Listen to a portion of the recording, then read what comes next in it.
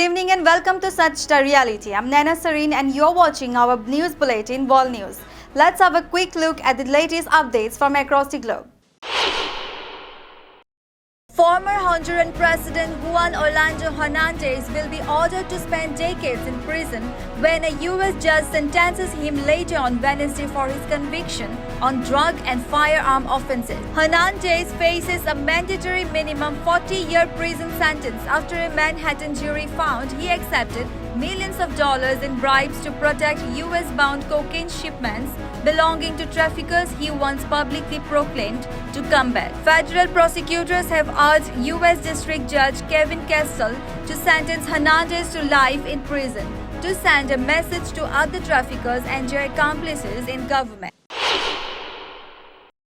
Tesla informed that it was recalling most Cybertrucks in the United States over issues with their windshield wipers and exterior trim, the latest setback for the futuristic truck whose mass production is expected to start next year. This physical recall of vehicles, not rare for new models, is relatively unusual for Tesla, whose problems are usually resolved through over-the-air software update. The Cybertruck is Tesla CEO Elon Musk's answer to critics who say the company needs to refresh its aging lineup as EV demand has plagued.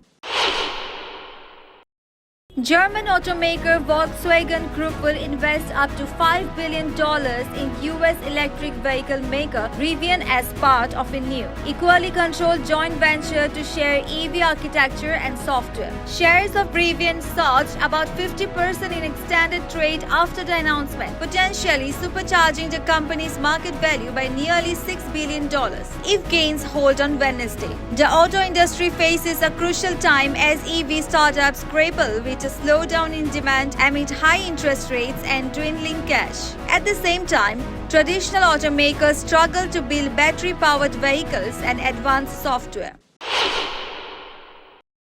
U.S. swimming great Michael Phelps told a congressional panel on Tuesday that anti-doping measures have fallen short in a case involving Chinese swimmers ahead of this summer's Paris Olympics. Phelps, fellow gold medalist Alison Smith, and Travis Tiger, chief executive for the U.S. Anti-Doping Agency, testified to lawmakers on the House Energy and Commerce Committee's subcommittee on oversight and investigations about the measures led by the World Anti-Doping Agency.